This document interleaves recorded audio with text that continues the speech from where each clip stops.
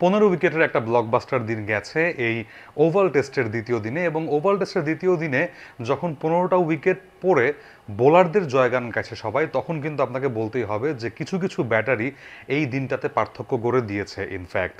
এবং অবশ্যম্ভাবী যে এই বোলারদের দাপটে ব্যাটাররা হয়তো রান করতে পারেনি বেশি, বাট ওভাল টেস্টের একটা দুটা রান অনেক অনেক বড় হয়ে দাঁড়াবে এই টেস্টটার শেষে, এবং সেটাই আশা করি যে জয়ী নির্ধারণ করে দেবে।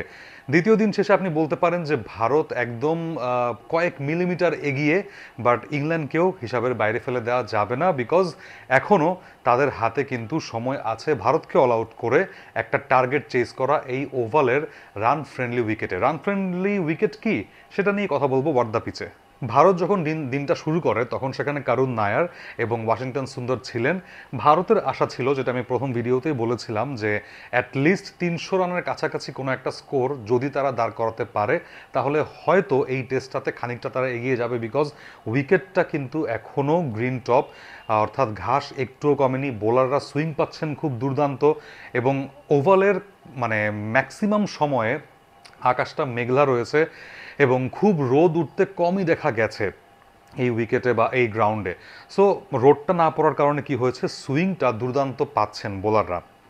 যদি উইকেট একদম দিনের শুরু থেকে আসি, যেটা বলছিলাম যে ওভালে রান ফ্রেন্ডলি উইকেট থাকে সাধারণত, এবং চেস করাটাও অনেক সময় ইজিয়ার হয়, কিংবা আপনাকে প্রতিপক্ষকে টার্গেট দিতে হয় খুব বড়, না হলে কিন্তু আপনি ওভাল টেস্টে অ্যাটলিস্ট জয়ের আশা নাই করতে পারেন। সো এই ক্ষেত্রে ভারত শুরুটা করেছিল ভরসা করে, কিন্তু কারুন নায়ার খুব বেশিক্ষণ টিকতে পারেননি আর সেক্ষেত্রে, এবং তিনি আর কয়েকটা রান অ্যাড করে আউট হয়ে গেছেন জশ টাংয়ের দুর্দান্ত একটা ডেলিভারিতে।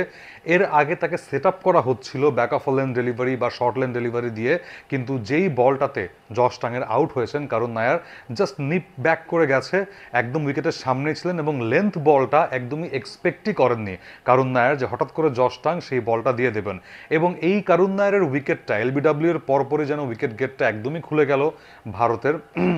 এবং এরপরে ওয়াশিংটন সুন্দর সেই ফাঁদে পা নিলেন, অ্যাটকিনসন দুর্দান্ত একটা বাউন্সার দিয়েছেন, এবং বাউন্সার দিয়ে দিয়ে লর্ডস টেস্টে ওয়াশিংটন সুন্দরকে অনেক পরীক্ষা নিয়েছিল ইংলিশ বোলাররা, আবার ফোর্থ টেস্টে ঠিক একইভাবে বাউন্সার দেওয়ার চেষ্টা করা হয়েছিল, ওয়াশিংটন সুন্দর ট্রাম্প করে গিয়েছিলেন সেই ফোর্থ টেস্টে ইংলিশ বোলারদের, কিন্তু এই টেস্টে শেষ পর্যন্ত এসে সেই বাউন্সারে ধরা পড়লেন সেই স্কোয়ার অফ দ্য উইকেটে ক্যাচ আউট হয়ে, এবং ভালো একটা ফিল্ড সেট আপ করেছিলেন সেক্ষেত্রে অলি পোপ। ওয়াশিংটন সুন্দর জানেন যে তিনি বারবার পুল শট খেলতে পছন্দ করেন, এবং শর্ট বল দিতে দিতে শেষ পর্যন্ত সে মানে সুন্দর সেই ফাটটাতে ধরা পড়লেন সুন্দর করে।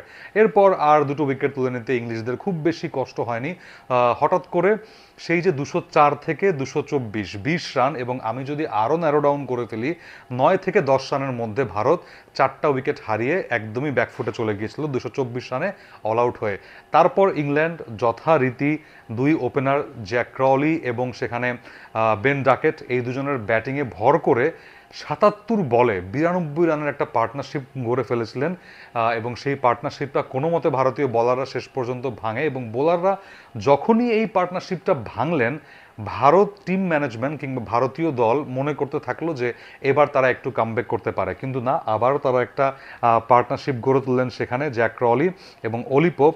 তারপরে যে জিনিসটা হয়েছে 129 রানে দ্বিতীয় উইকেটটা যখন পড়ে সেক্ষেত্রে জ্যাক ক্রলির, কেউ ভাবতে পারেনি যে শেষ 8টা উইকেট ইংল্যান্ড 150 থেকে 155 রানের মধ্যে হারিয়ে ফেলবে, এবং thanks to the finest bowlers যারা কিনা বুমরার অ্যাবসেন্টে বেশ ভালো মতো কিন্তু সবসময় বোলিংয়ের দায়িত্বটা কাঁধে তুলে নেয় মোহাম্মদ সিরাজ এবং সেখানে প্রসিদ্ধ কৃষ্ণা, দুজনই আজকে দুর্দান্ত বোলিং করেছেন, এবং বলটা একটু পুরনো হলেও সুইং কিন্তু পাওয়া যাচ্ছিল, এবং ডিউক বলটা যখনই একটু পুরনো হয়ে গেলে বলের সেই সুইং বা সেলাইটা একটু মিশে যেতে থাকে বলের সাথে, তখন কিন্তু সুইং পাওয়াটা খুব খুব ডিফিকাল্ট হয়। কিন্তু সেই সময়ে ভারতের বলতে হবে সৌভাগ্য যে ওভারকাস্ট কন্ডিশন বা মেঘলা কন্ডিশনটা আরেকটু ছিল, এবং একটু বাতাসের কারণে এবং পিচের সেই গ্রিনিশ ভাবের কারণে পারফেক্ট লাইন অ্যান্ড লেন্থে ভারতীয় বোলাররা বলটা ডিপিন করে যাচ্ছিলেন, এবং বলের সেই বলগুলোর সামনে ইংলিশ ব্যাটাররা জাস্ট মানে ট্র্যাপড হয়েছেন বলতেই হচ্ছে। জো রুট এলবিডব্লিউ হয়েছেন সেখানে, অলি পোপও একই অবস্থা, একদম উইকেটের সামনে আনপ্লেয়েবল কিছু ইনসুইঙ্গারে বারবার বিট হয়েছেন, এবং সেই ধসটাতে ইংল্যান্ড হঠাৎ করে হয়ে গেল 214 বা 213, 7 উইকেট হারিয়ে সেই 129 থেকে। সো জার্নিটা আপনি বুঝতেই পারছেন যে হঠাৎ এই 4-4-8টা উইকেট মোহাম্মদ সিরাজ এবং প্রসিদ্ধ কৃষ্ণা দুজন ভাগাভাগি করে নিয়ে দিল, এবং সেখানে কিন্তু ট্র্যাপড হয়ে ইংল্যান্ডের একদম লেজে গোপরে অবস্থা এবং ডাউনফলটা বা কলাপসটা খুব বাজেভাবে ধরা পড়েছে।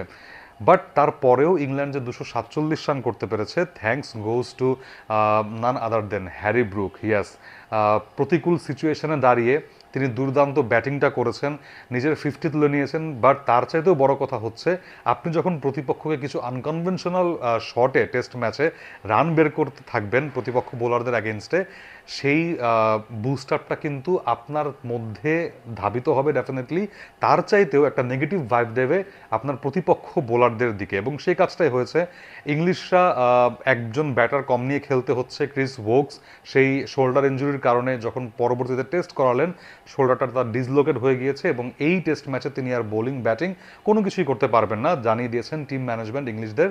সো একটা যেহেতু কম নিয়ে খেলছেন, হ্যারি ব্রুক ওই 210 বা 11-র পরে চড়াও হতে থাকলেন, এবং তিনি এই যে আনকনভেনশনাল শটগুলো খেলে নিজের 50 করলেন এবং ইংল্যান্ডকে প্রায় 250 ছুঁই একটা স্কোরে নিয়ে দাঁড় করালেন 247 রানে। 23টা রানের লিড, খুবই খুবই গুরুত্বপূর্ণ। গাস অ্যাটকিনসন 5টা উইকেট পেয়েছিলেন প্রথম ইনিংসে, এবং তারপরে ভারতীয় দুই বোলার প্রসিদ্ধ কৃষ্ণা এবং মোহাম্মদ সিরাজ ভাগাভাগি করে নিয়েছেন 8 উইকেট। সো সব মিলিয়ে বলতেই হচ্ছে ইংলিশ মানে ভারতীয়দের প্রথম ইনিংসে 4টা উইকেট আজকের দিনে, দ্বিতীয় দিনে, এবং পরে ইংলিশদের 9টা উইকেট, 9-4-13 উইকেট অলরেডি ভারতীয় দ্বিতীয় ইনিংস শুরু হতে হতে হারিয়ে ফেললো দুই প্রতিপক্ষ। সো 23 রানের লিড খুব বেশি বড় না হলেও ওভালের কন্ডিশনে বলতে হচ্ছে অনেক অনেক বড় হতে পারে। সাই সুদর্শন একদম শেষ বিকেলের দিকে আউট হয়েছেন, তার আগে KL রাহুল আউট হয়ে গেছেন, বাট জয়সওয়াল সেই কাউন্টার অ্যাটাকটা করেছেন দ্বিতীয় ইনিংসে, দুর্দান্ত একটা 50 করে নিয়েছেন।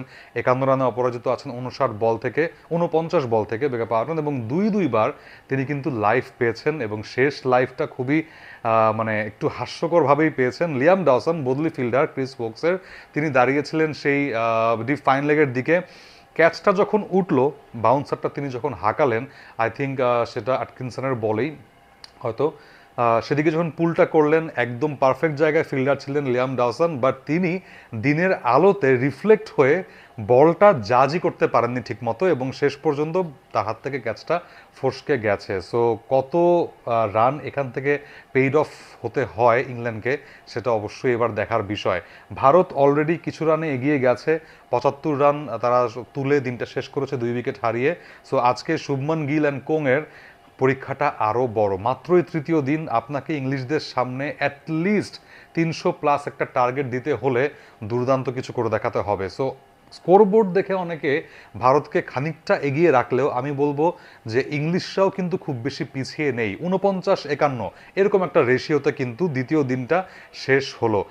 তৃতীয় দিনটা কি রোমাঞ্চ নিয়ে অপেক্ষা করছে, এবং আপনার কাছে মনে হয় যে দ্বিতীয় দিনে ম্যাচ ঘুরিয়ে দেওয়ার সেই মোমেন্টটা কোনটা ছিল, সেটা জানিয়ে দিতে পারেন হোয়াট দ্য পিচের কমেন্ট বক্সে।